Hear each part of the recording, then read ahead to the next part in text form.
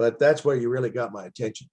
I mean, when you said that we can move this towards something, and you were offering else for autism, that's a no-brainer for me. We've supported Ernie and his kids since he started the program. I've known Ernie since he was 21.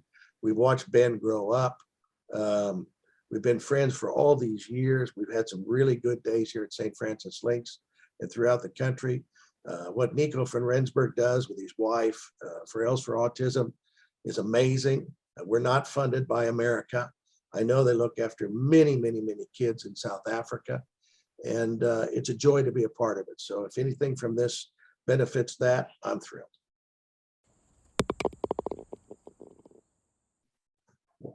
All right. Hi, everybody.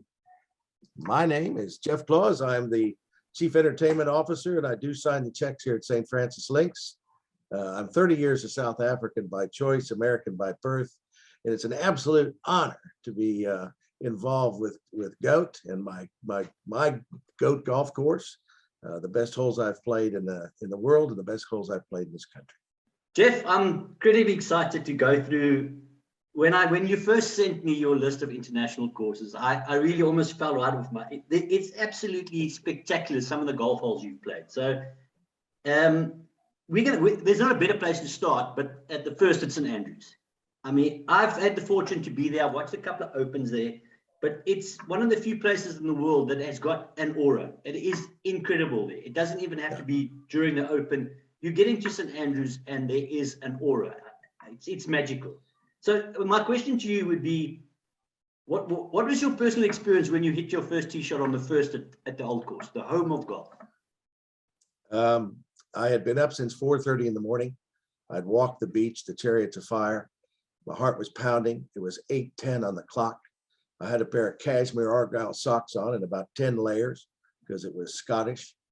And I don't know how I kept it on the widest fairway in the planet. I was just so emotional.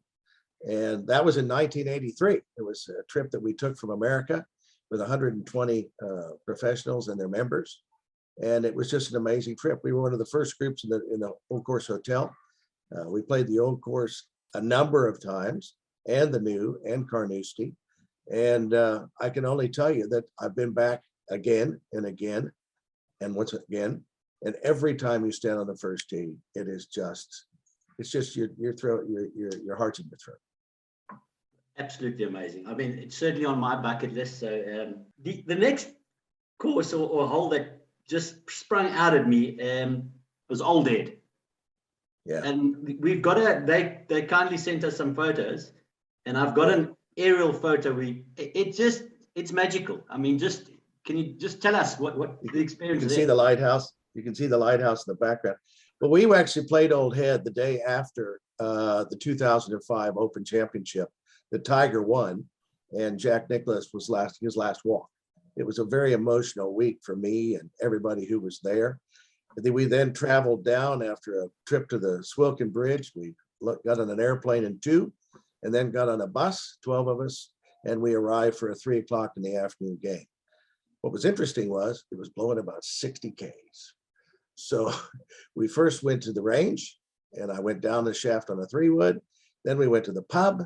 We had a little wee dram and a little Guinness. Then we went to the range. Then we went to the pub, and I teed off in a good spirit. And by the time I got to 4, I was awe-stricken by this place. How they could fit such a magnificent golf course onto this little peninsula was just absolutely amazing. The wind meant nothing in the end. The day was complete. You mentioned Carnoustie, but the hole that you chose was Hogan's Alley. Tell me, how tough is that hole? Well, let's put it this way. When I played it the first time, as I said, I think I was 25, and I thought my farts were electric.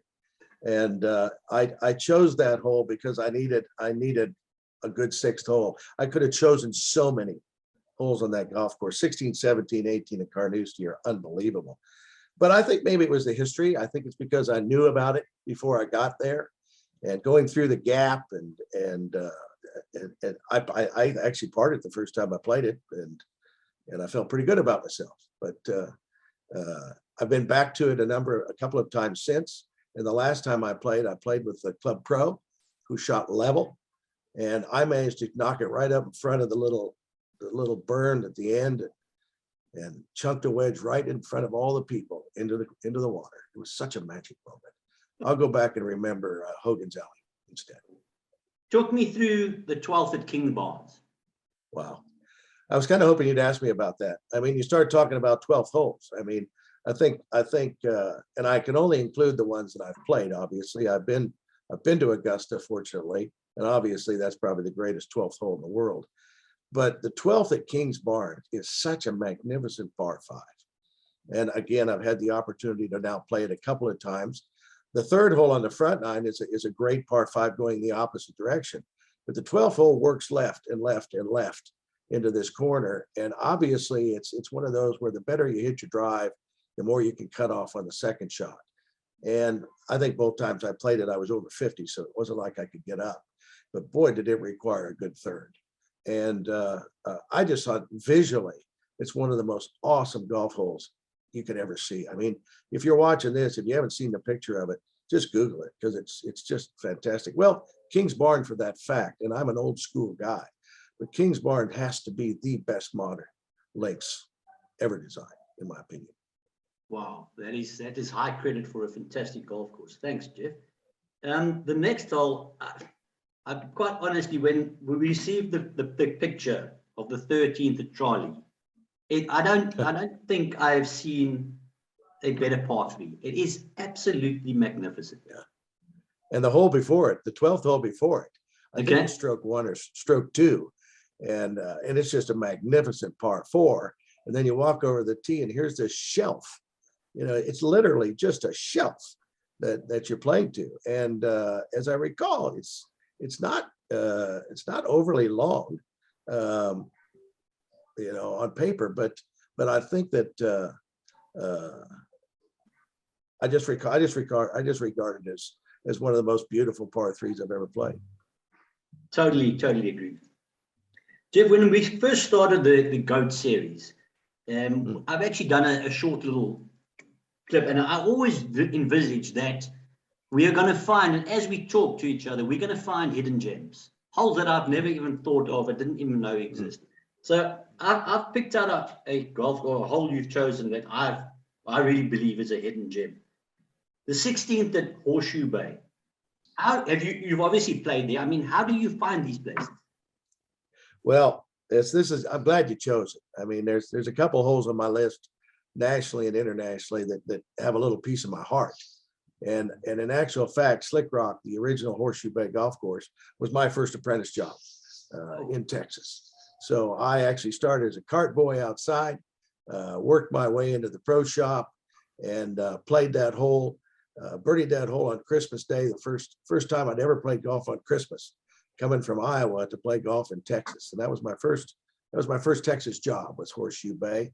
The head pro there was Bob Putt, and he was National Merchandiser of the Year, I should say, along with his wife Sharon, because they ran the show.